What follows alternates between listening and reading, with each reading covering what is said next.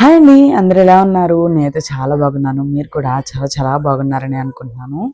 ఈరోజు లంచ్ స్పెషల్‌కొచ్చేసి రాగి సంగటి చేస్తున్నాను నేను. ఆల్రెడీ ముందు బ్లాగ్‌లో అయితే చెప్పాను కదండీ! ఇంకా రాగి సంగటితో పాటు పప్పు కూడా చేశాను.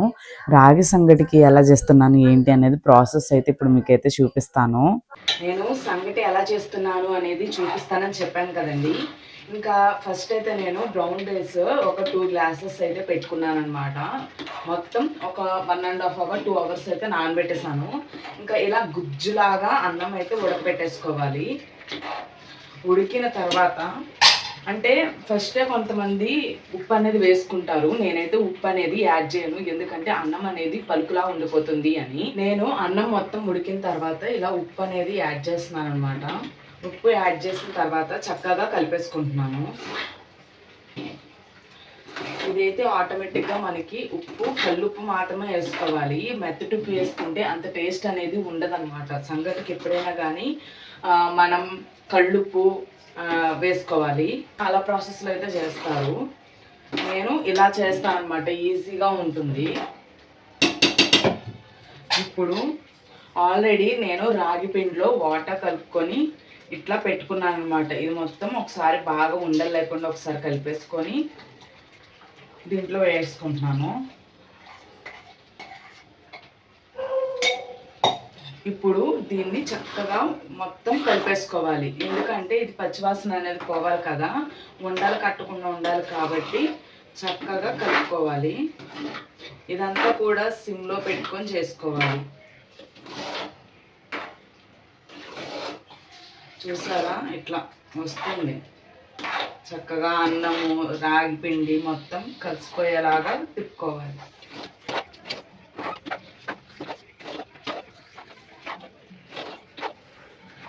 మీకు బాగా గట్టిగా ఉంది అనిపిస్తే కనుక కొంచెం వాటర్ అనేది యాడ్ చేసుకోవచ్చు. నాకైతే ఇప్పుడు సరిపోతుంది. కావాలంటే కొంచెం యాడ్ చేయొచ్చు.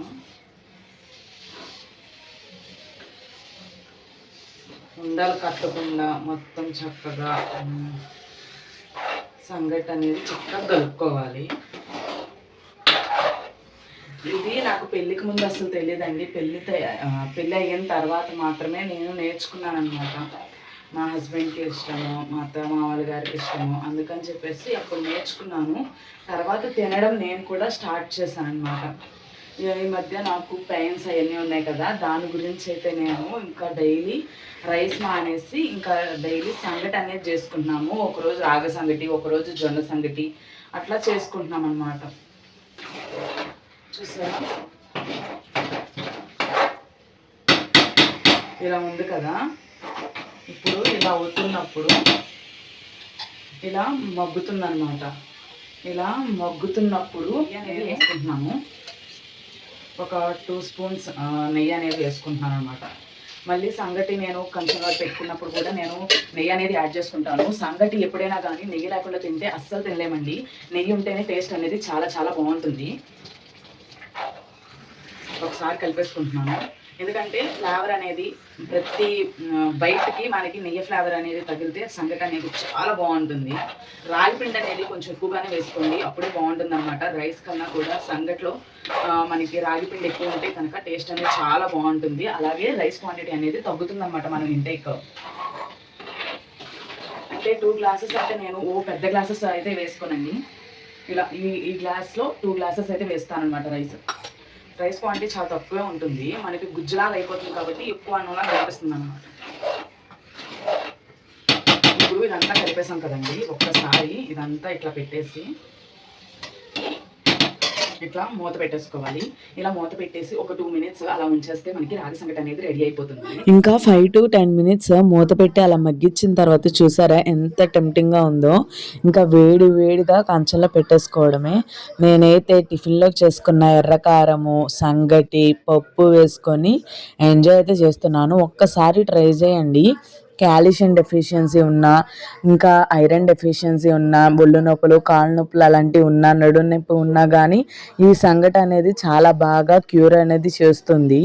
ఇంకోటి ఏంటంటే నేను రైస్ పూర్తిగా అవాయిడ్ చేయమన్నారు కాబట్టి ఇంకా సంగట్లు అనేవి నేను డైలీ వేరే వేరే కర్రీస్తో ఇలాగైతే తింటున్నాను. వేడి వేడి సంగట్లోకి అలా నెయ్యి వేసుకొని ఎర్రగారము పప్పు వేసుకొని ఇలా తింటుంటే అసలు ఎంత బాగుంటుందో. ఇంకా ఇక్కడైతే నేను మా అత్త మామగారు ముగ్గురం కూర్చొని ఇలాగైతే వేడి వేడిగా సంగటి అనేది ఎంజాయ్ అయితే చేస్తున్నాము. ఇంకా రోజు ఒకలాగా కాకుండా వారానికి ఒక్క రోజైనా వేరే వేరే కర్రీస్తో ఇలా ఒక్కసారి సంగటి అనేది చేసుకొని తినండి. ఇంకా మీకు డిఫరెన్స్ అనేది మీకే తెలుస్తుంది అనమాట. అసలు నేను పెళ్లి కాకముందు ఎప్పుడూ తినేదాన్ని కాదనమాట. పెళ్ళైన తర్వాత నెమ్మదిగా నేర్చుకొని నేను చేసుకొని తింటున్నాను. చాలా హెల్తీ అండ్ టేస్టీగా కూడా ఉంటుందండి. రాగి సంగటే కాదు, మేము జొన్న సంగటి కూడా చేసుకుంటాము. వీడియో నచ్చితే లైక్ చేయండి, షేర్ చేయండి, అలాగే సబ్స్క్రైబ్.